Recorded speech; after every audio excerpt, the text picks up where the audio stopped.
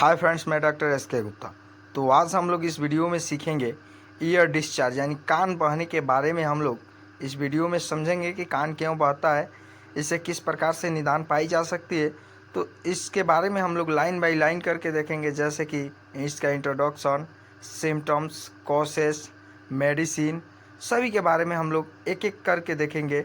इसमें डोजेस कितना लेना होता है, इसका साइड इफ़ेक्ट क्या होती है, सभी के बारे में हम लोग लाइन बाय लाइन करके इस वीडियो में बात करेंगे। तो वीडियो शुरू करने से पहले आप लोगों से रिक्वेस्ट है कि मेरे यूट्यूब चैनल को सब्सक्राइब करें एंड वीडियो को लाइक करें और अपने दोस्तों में शेयर करें, ताकि इससे और लोगों को जानकारी मिल सके। तो चलिए हम लोग वीडियो की तरफ बढ़ते हैं। तो इंट्रोडक्शन के बारे में हम लोग बात करेंगे।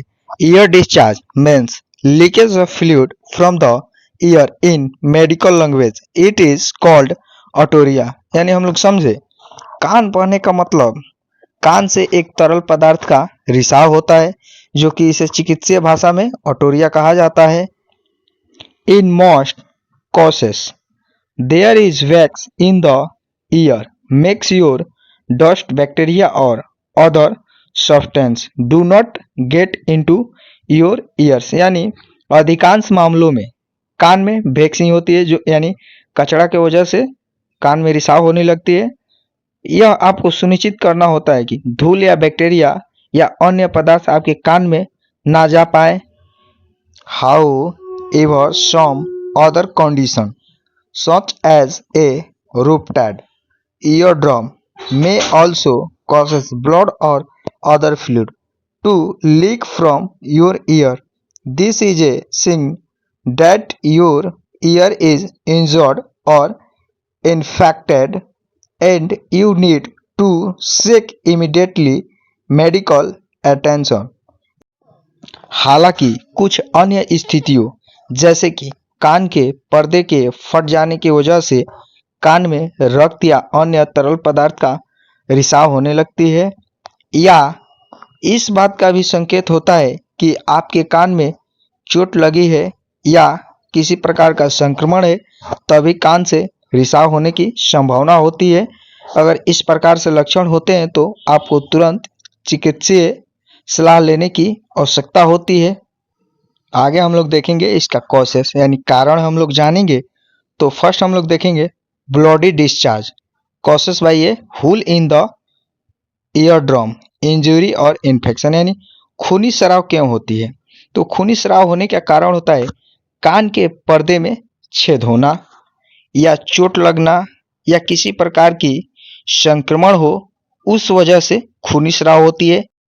नेक्स्ट कारण हम लोग देखेंगे येलो और green discharge usually caused by a bacterial infection such as otitis media. यानी हम लोग समझे पीला या हरा स्राव कब होती है? तो आमतौर पे ओटिटिस मीडिया जैसे एक जीवाणु होते हैं, जो कि इनके संक्रमण की वजह से येलो या ग्रीन डिस्चार्ज होते हैं। नेक्स्ट हम लोग देखेंगे thick and white discharge causes by fungal infection like ऑटोमाइकोसिस। यानी गाढ़ा और सफेद स्राव कब होती है? तो गाढ़ा और सफेद स्राव ऑटोमाइकोसिस जैसे फंगल संक्रमण की वजह से होती है। नेक्स्ट कारण हम लोग देखेंगे wax discharge if you have recently use year drop it means that the excess wax is softening and coming out। यानी मोम जैसा स्राव कब होता है? तो हम लोग समझेंगे अगर आप हाल ही में किसी ईयर ड्रॉप का इस्तेमाल किए हैं तो अतिरिक्त जो वैक्स होती है वह ईयर ड्रॉप यूज करने की वजह से मोम जैसे नरम हो जाते हैं और वह बाहर निकलने लगते हैं।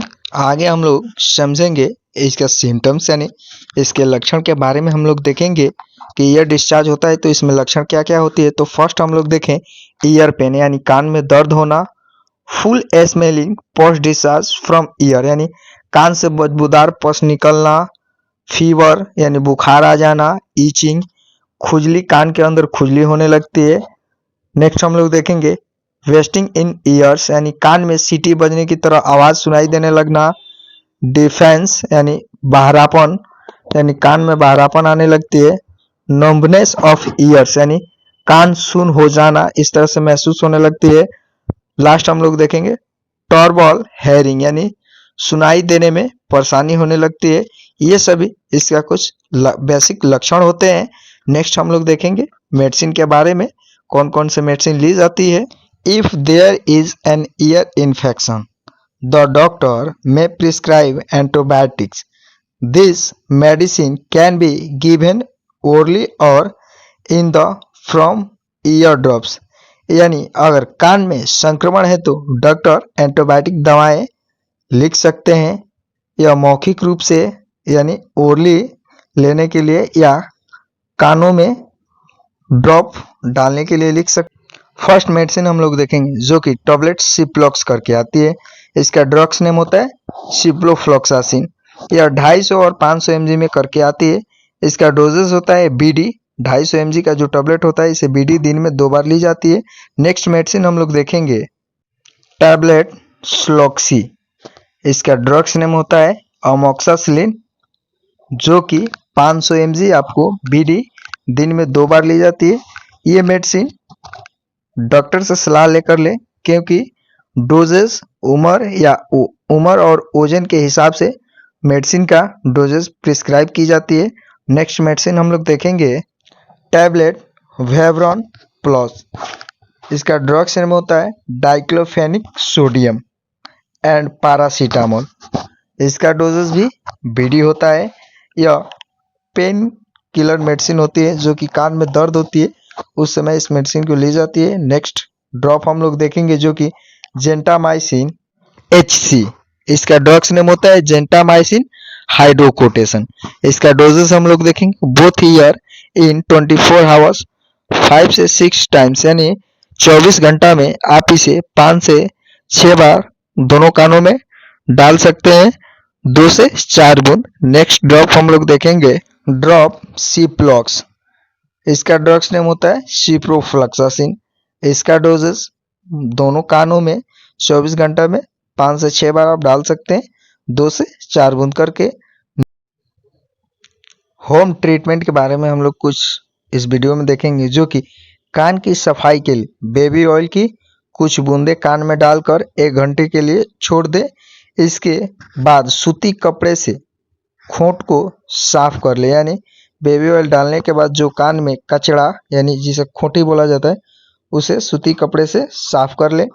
कान में भाप देने से भी ईयर वैक्स बाहर निकलते हैं। इसके लिए एक कटोरे में पानी को उबालें और फिर भाप को कान के अंदर लें। कान बहने की समस्या से राहत पाने के लिए तुलसी के पत्तों का रस निकालकर कुछ बूंदे कान में डालें। इससे भी कान के वैक्स बाहर निकलते हैं।